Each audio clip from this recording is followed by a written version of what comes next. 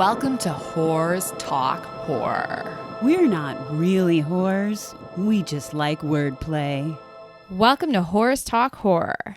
I'm Sharon. I'm Melinda.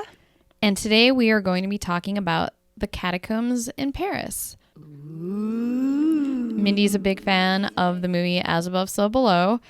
As some of you know who've seen it, it takes place in the Catacombs of Paris. If you haven't seen it, guess what? It takes place in the Catacombs of Paris. It is actually the only film ever that got the French government's permission to actually film in the catacombs themselves. More on that to come. I actually made a short video when I was in the catacombs. Don't tell the French government that. Fuck, I just did. Because I know they're huge fans of the show. Everybody listening, don't repeat that to the French government. Oh, and by the way, yes, the reason we're talking about the catacombs is because I just went to go visit them the week of Halloween. I found them to be fascinating and wanted to do a little more research and discuss that with you all. I'm going to talk a little bit about what the catacombs are, how they came to be, and some unusual, weird, and possibly disturbing facts that you may not know about the catacombs. Nice. So this information all comes from Wikipedia, an article by Jacob Hill from listverse.com, the official Catacombs of Paris website, and also an article on ancientorigins.net by Dwati. I believe that is their name. It's just DHWTY. I apologize if I'm pronouncing that incorrectly. There was no last name. It could be their username or handle. Yeah, I have no idea. But yeah, that's where the information comes from. And then also some things that I discovered from being there. I did the audio tour while I was there. But yeah, I did shoot a couple short little videos while I was down there. Stop saying that. And I will post one of those videos on our Instagram page so you can see it there. And then we'd like you all to put together a collection for bail money when, no, I'm kidding. Anyway, I'm sorry. Yeah, I want to hear about the catacombs, so I'll stop cracking wise. So the catacombs in Paris are underground ossuaries that house the remains of over 6 million dead Parisians. An ossuary is a chest, box, building, well, or site made to serve as the final resting place of human skeletal remains. They are frequently used where burial space is scarce. A body is first buried in a temporary grave, then after some years the skeletal remains are removed and placed in an ossuary. The greatly reduced space taken up by an ossuary means that it is possible to store the remains of many more people in a single tomb than if the original coffins were left as is. Ossuaries can be found all over the world. They're not unique to Paris or to France, but the catacombs in Paris are the largest underground ossuary in the world. So, how did the catacombs in Paris come to be? Well, originally, their origins were limestone quarries situated on the outskirts of the cities. They took the limestone that they dug out in these limestone mines and used it to provide construction material for the city's buildings and contributed to Paris's growth and expansion. And it was only during the second half of the 18th century that the former limestone mines, now under the city, as you know, these mines expanded over centuries, were transformed into burial places. So basically, a little bit from what I learned on the tour was they kept digging all the limestone out of these mines and taking all the limestone to make the buildings above the streets of Paris. Oh. Eventually, parts of Paris just started to collapse, right, because there wasn't enough support underground, right, to hold up all these buildings, because they kept taking what they were making the buildings with out from under the city. So that obviously created a little bit of a problem, having parts of the city collapse in on itself. So basically, they had to start building support structures to now hold up all these mines where they were, taking the limestone from, so that the city would stop collapsing in on itself. So that was the first problem.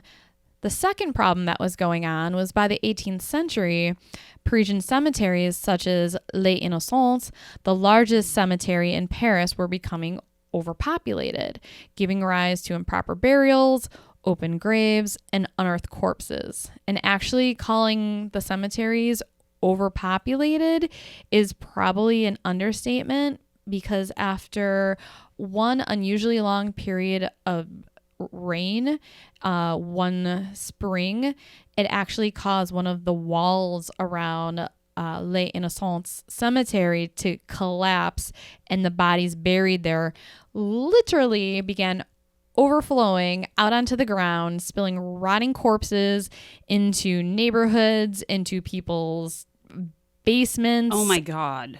Yeah, I'm kind of picturing the scene from Poltergeist. I was just thinking of the same. Oh my! And they use real corpses for that too. So yeah. So quite naturally, the people that lived close to these cemeteries began complaining about the strong stench of decomposing flesh and dead grandma in the basement. Yeah, dead grandmas. Because there was lots of people, I think, just spilling over into their houses.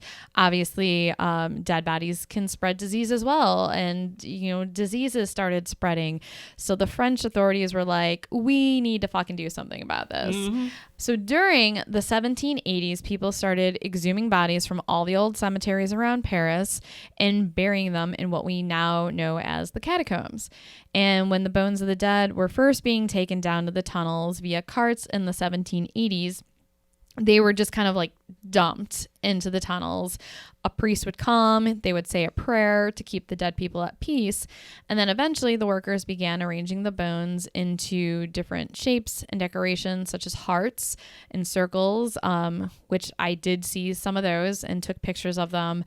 I believe some of those pictures are on our Instagram page and other social media pages, and they also line the walls with skulls and other ghastly remains. And one of the most iconic displays is the barrel, which is a large circular pillar surrounded by skulls and tibiae, which are the tibia bones in the legs.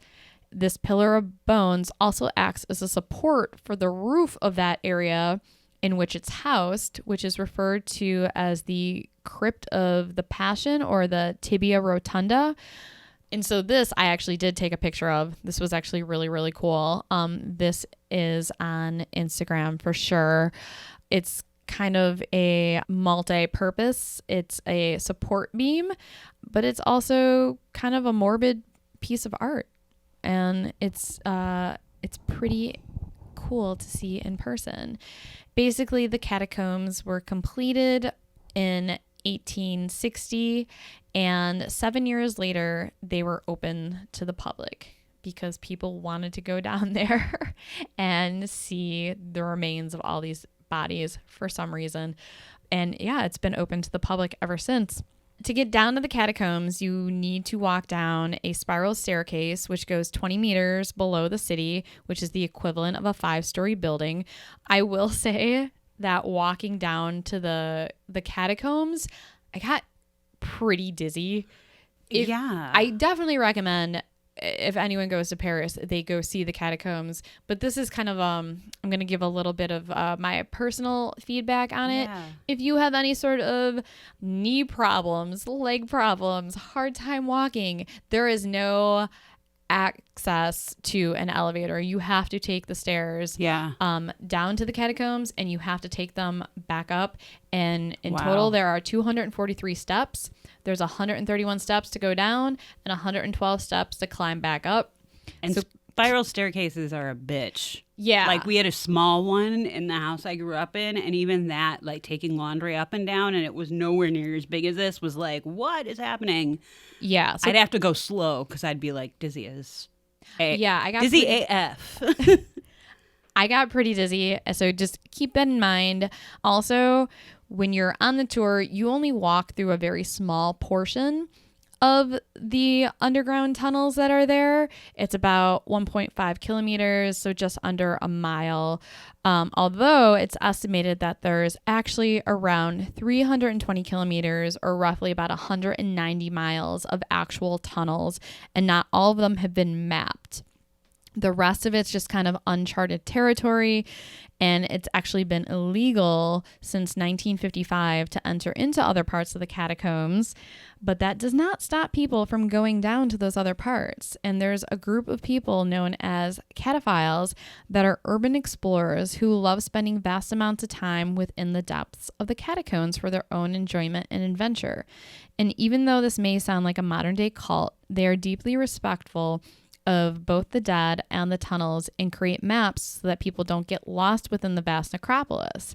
And they're also a very tight-knit group of people, and they've been creating and building their own community within the old quarries and tunnels for years. Some paint art down there, some furnish the rooms, or they go down there and party with other tunnel dwellers, and some visit to simply disconnect from the outside world. And it's been estimated that as many as 300 cataphiles enter the catacombs each week via secret entrances. And some go down to look for the Philosopher's Stone, which, again, more on that later. I think some of these people actually give their own like personal tours. They're trustworthy, and you can go down there. I think it would be kind of interesting to go to some of these like unmapped places in the catacombs. But if that ever happened, it would be cool. But it's not something I'm going to like seek out. I'm not going to try and infiltrate these groups of people and get them to take me down there if I ever go back to Paris. But it might be kind of fun. Here's some interesting facts now about the catacombs. The Cataphiles, actually, some of them use the catacombs as a kind of underground spa. Apparently, there's secret unmapped pools of water which have become known among fellow Cataphiles as impromptu swimming pools. But a lot of time to get to those areas, you have to wade through murky waters and crawl through claustrophobia-inducing tunnels before you find these secret underground oases. And I'm not sure I would necessarily want to go swimming in water located in a giant underground graveyard. How about you? Right. Yeah. I mean, and I don't know what my weird obsession is with As Above, So Below, but they do actually show this happening in that movie where they are. There's a few scenes where they. Where they find those water pools of water. And yeah. And that water actually looked clean. This is like making me appreciate that movie even more. But we'll get to more of that in a second. But like those people exist, like Papillon and whatever, like from that movie. Like apparently I don't know. There's a name for them. But I agree. I don't know that I would want to have a spa day in water that's been soaking in dead bones for centuries. Yeah, I don't know how close these pools of water are to the actual bones, because there is it's still a cave though. Like no, that is true. And actually, when you first go down like the stairs to get into the catacombs, you walk through a lot of tunnels that do not have any bones. You're just going through, and then finally you get to like the first ossuary where the bones are actually housed. So a lot of these tunnels are not with the remains of the dead. But yeah, as a germaphobe, I'm not really big on soaking in pools of water that other people put their bodies in, and especially not in a moldy old damp cave. Exactly. Yeah, I'm sure that's super healthy. So even weirder than that, in 2004, police who were undertaking a training exercise in the catacombs, and there is actually like a team of police officers whose job it is to just police the catacombs to make sure people do not go down there. But they were doing this training exercise in the catacombs, and they stumbled upon something completely unexpected.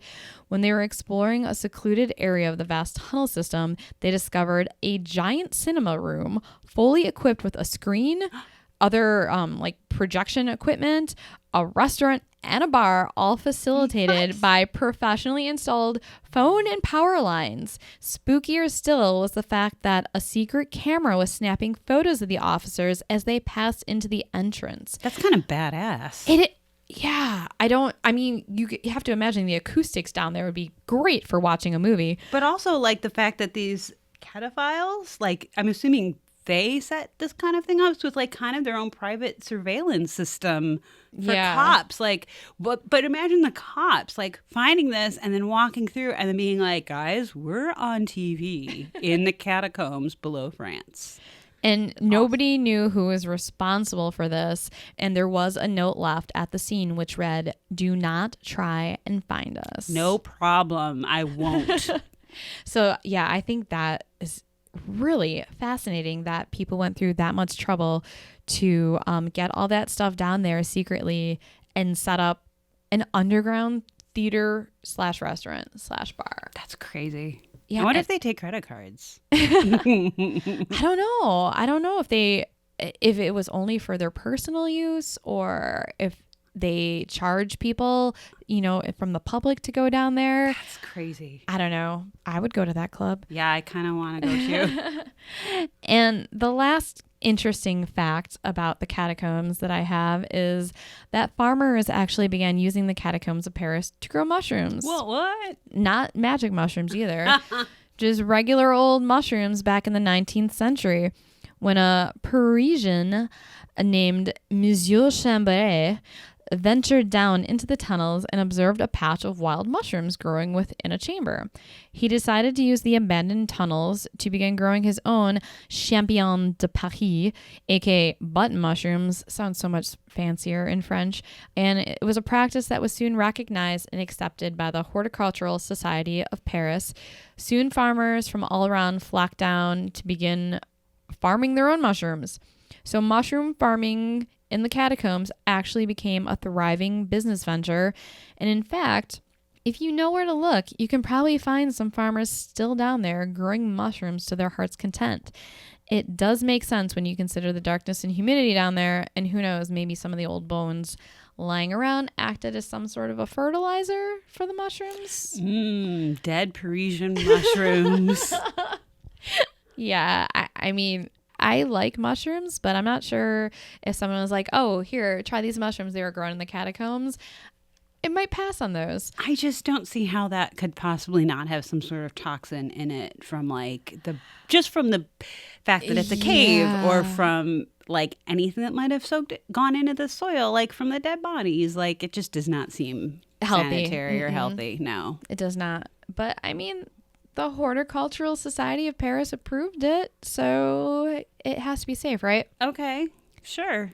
So my personal thoughts on the catacombs, if you go, pre-book your tickets online. Really? For sure. Because if you don't, you have to wait in a long line outside. You can be standing in that line for 2 hours or more. Wow. So I definitely recommend paying a little bit more to pre-book your ticket online so that you don't have to stand in line for 2 hours. Wear comfortable shoes and go on the earlier side. Because even though I pre-booked my ticket, I still probably waited 20 to 30 minutes before they let me in. That's not bad. No, it wasn't. No, it was definitely because the other line literally like wrapped around the building. Wow. I mean, it's popular. It's a very, very popular tourist attraction in Paris, but I definitely recommend checking it out. The audio tour, I did skip a lot of it. I didn't listen to everything because I kind of just wanted to get to the bones, and I spent so much time just kind of studying all the skulls. And I mean, there's nothing stopping you from licking the skulls. I mean, they're right there. Not that I licked the skulls. I was gonna say there's the pictures you had where it had moss on them and stuff. I was like, that's like hundreds of years old moss. Maybe don't lick that. Yeah, Mindy's looking at me weird. No, I'm saying if you wanted to, you could lick the skulls because they're right there. I did not touch them. I did not lick them. Thank you for that. But I did get really, really close just examining them because they're all like a piece of artwork in their own way. They're natural art. And I just think bones are fascinating. And I just loved photographing them. It was really cool. And there was some parts where you go down in a group, but people kind of pace themselves. And there was times where I would find myself in a long, dark hallway of bones just by myself. and it was kind of overwhelming and felt a little claustrophobic. And since I watched As Above, So Below like 2 days before I left to go to Paris, there was definitely like thoughts of that movie going on in my head. But I'm so glad that I went to go see it because I missed it the first time I was there. So yeah, I would definitely go if I were you. If you ever had the chance to see the Catacombs in Paris, do it. That's really cool because I'm not a religious person, but I love religious iconography. Like I'm even right now wearing like a religious symbol on my necklace and like whatever. Like I just dig that stuff. And I think it's cool how like, and some of your pictures showed this, but like they made designs and like you said, artwork out of these bones and like the crosses that they made out of skulls and like all that. Like I think it's a really interesting, really beautiful, like it is really beautiful idea and what it became. Like, yeah, it's cool. I'd love to go. I'd brave that spiral staircase. I'd just go slow so I wouldn't get dizzy. And you would think that it would smell down there, but it didn't. That's good. I'm sure that at this point the smell's probably long gone. Yeah, there's no flesh left on any of the bones, so I guess there's no smell. But anyways, so now Mindy has a little trivia about As Above, So Below. I have a friend who told me that she thinks that in a previous life I must have been trapped or gone on some sort of underground adventure because I have this weird obsession with this movie and I don't really know why. Maybe you were one of those bodies buried in the catacombs in Paris. Or I was like Scarlett in the movie As Above, So Below, but didn't make it out. I don't know. No, you look like a dead Parisian to me. Thank you. Well, so thanks to IMDb, As Above, So Below, it does not appear this way upon initially watching it, but it's basically Dantes Inferno. Like upon a lot of examination and a lot of internet research, but the fun stuff, at least I think it's fun. In terms of filming, the French government, this is the only production the French government actually gave permission to film in the catacombs. So what you see, everything that you see in the movie actually it was filmed in probably the parts that you were talking about that were like the off-tour areas. In terms of fun facts from filming the movie, Ben Feldman, the actor who plays George, actually suffers from minor claustrophobia, and he had to keep taking breaks throughout filming to cope with it. Because, like, dude, just watching it, I don't know that I could film that movie because I'd be like, is there an easy exit somewhere? Yeah, you do feel a bit claustrophobic down there, even though the spaces are not super small. Yeah. It's just also when you're listening to them talking about how the city was collapsing in on itself at one point. Which they do talk about in the movie too, yeah. You kind of think, shit, is that ever going to happen again? Right. Is it going to happen while I'm down here? Exactly, I know. Beneath the streets of Paris, and this is the part that cracked me up because you were talking about like people setting up a cinema down there or whatever. There's a scene in As Above, So Below where Scarlett and company find a piano underground. Mm-hmm. The film crew hauled down the piano and the car that gets set on fire later in the film. The piano was set as the one director, John, and his co-writer, Drew, used to jump off when they were kids. So it was like a replica of their old piano. They got a piano mover to put it into the catacombs and then also move it back out. So you're talking about going down that spiral staircase. Well, that's just one entrance. They didn't bring it into that part. But still, like, getting a piano in general anywhere is a pain in the ass, but getting it into the catacombs and back out, let alone a flaming car. Yeah, I wonder if they had to bring it down piece by piece. I can't think of any secret opening to the catacombs that would be big enough to put a piano in. Or a car.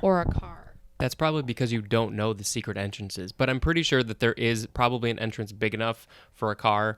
And also, I think I saw there might be an elevator for the people who work there. And if there's like a medical emergency, they probably use that for people. I mean, maybe, but also remember there's 300 miles of catacomb.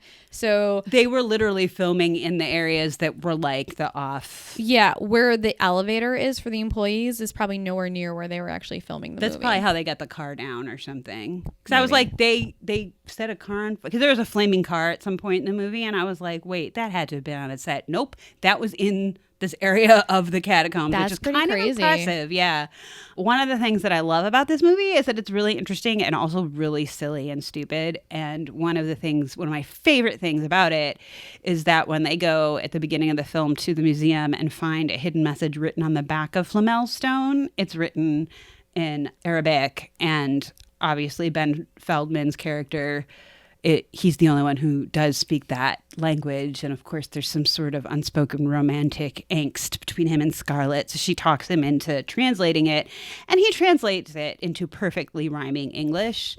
The poem on Flamel's stone shouldn't rhyme in English, is all it says on IMDb, which I think is really funny. Spencer actually pointed out, too, when we were watching it last week. He's I like, love it. No. But that's like one of the parts of it that I enjoy because it's so laughably funny. And then they get down underground and it's like, wait, this movie's kind of awesome. In Dante's Inferno, in case you don't know, there are 9 circles of hell known as limbo, lust, gluttony, greed, anger, heresy, violence, fraud, and trickery. And oddly enough, each of these areas are represented throughout the movie. Limbo, when the group enters the first tunnel, they see Latrope, who is believed to be dead for 2 years. He is, in fact, dead and stuck in limbo. This is proven by Latrope's inhuman speed to move through corridors. Also, later on, when the group goes underwater and emerges, they're soaking wet while Latrope is completely dry. In Dante's Inferno, the first cycle of hell is limbo. Limbo is where souls go when they've done no evil, but haven't done enough good to get into heaven. And Latrope was like a homeless guy or whatever. So that's interesting. The second stage of hell is lust, I guess. When the group climbs down to the second floor, they end up in a corridor where the sound is muffled at first. Shortly after, the sound, while still muffled, suddenly increases so loud that it hurts their ears. The sound can be compared to that of a tornado or a vortex. In Dante's Inferno, Dante climbs down to Lust, the second circle of hell, where a vortex spins, forever swirling souls around for eternity. The sound is said to be deafening and worse than a storm at sea. So, like, none of this I caught the first time around watching this, but I just Unless think it's you're, like, interesting. an expert on Dante's Inferno, which I have not read, so... The only thing that I could go on, like, there's, like, something that speaks to every single level, but the only one that I caught was when Papillon dies, which would be... Spoiler alert. Yeah, I think we're already past that... the statute of limitations for spoilers on this too, because it's kind of an older movie. But I think that goes to 9, which is Treachery. What did he do that was treacherous? So the kid, the car that was on fire, the kid that Scarlett sees at the beginning of the film in the catacombs while on the tour, who tells her to find Papillon because he can help her. She turns around and he's gone. He's the kid in the car. And so Papillon somehow, I think the other guy explains a little bit more that we don't know exactly what happened, but Papillon, there was a car fire. He was able to escape. His friend was trapped inside the car and died. So when they find the flaming car, his friend is in there, drags him into the car. And then when it all evaporates, all we see are his legs sticking out from the ground, which is actually something that happens in Dante's Inferno. Is there's a portion where there's all like just the legs from like the knee up sticking out of the ground. That was like the only part that I was like, holy shit, that and the ending that I was like, oh, this is Dante's Inferno. I just thought it was really cool that, like, for what I thought was going to be a hate watch movie, because I thought it was going to be totally stupid, I'm like, wow, this is actually like specifically really written based to rote almost. Oh, here's the note. Okay. When Papillon dies, which is part of the 9th circle of hell, Treachery, he betrays the man and himself by believing he had no part in the man's death, because he keeps saying it was my fault, it was my fault.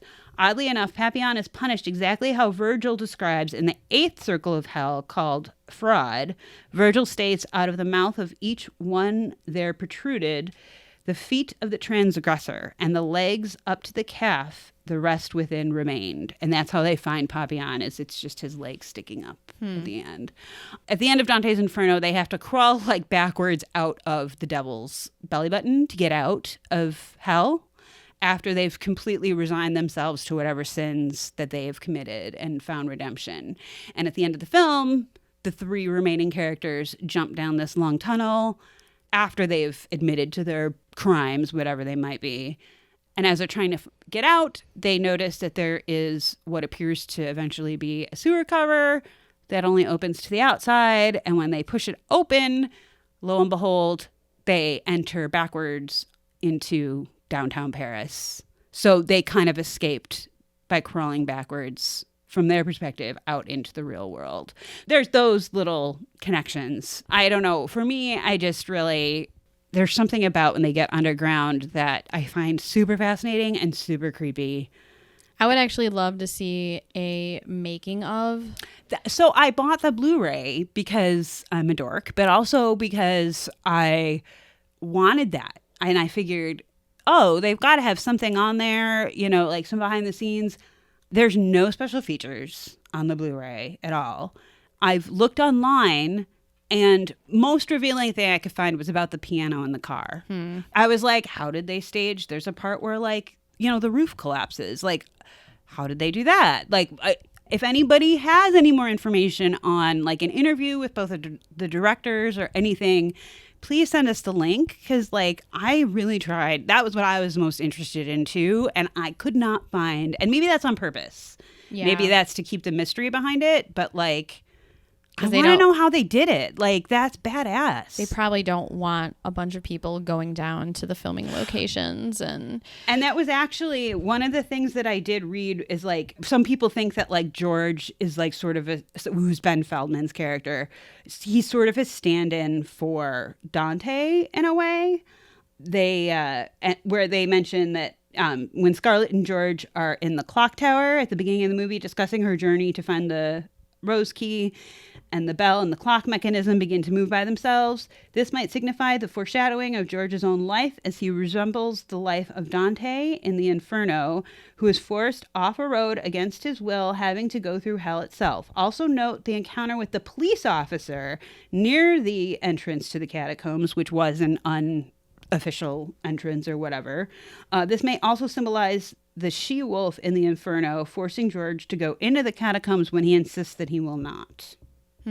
So I could keep going for hours, quite frankly. I really like this movie and find it fascinating that if you look up all these other facts, there's, like, more to it. So I encourage folks to do that. Try not to write it off as just another stupid movie, or do, but know that it's more interesting, and I would love to visit the Catacombs, as Sharon did. Maybe when you go back next time, I'll go with you. No. So you're going to let me face the Inferno myself, is basically what you're saying? Hey, if I did it, you can do it. No, I would love to go. I think that'd be really fun. Hopefully I'll get to. And there's so many other things in Paris that I need to see that I can't, like, spend time doing something that I've already done. But we'll drop you off. And be like, good luck with those stairs. Go face Dante's Inferno alone, and we'll meet you at the cafe across the street for some wine. That's given I make it out. You'll make it out.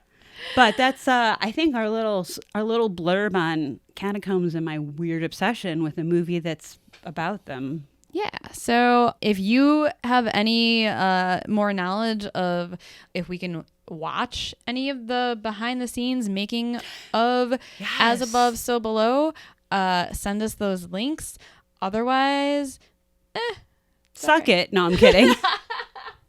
Otherwise, just tell us any scary stories you might have. Or Ben Feldman, if you're listening, tell us what it was like to film in a completely claustrophobic area when you have claustrophobia. Because I'm sure he's listening to this right now. Totally. All right. And as always, send us your scary stories, ghost stories, escape stories. Yes. If an intruder ever broke into your house in the middle of the night and you had to fight him off.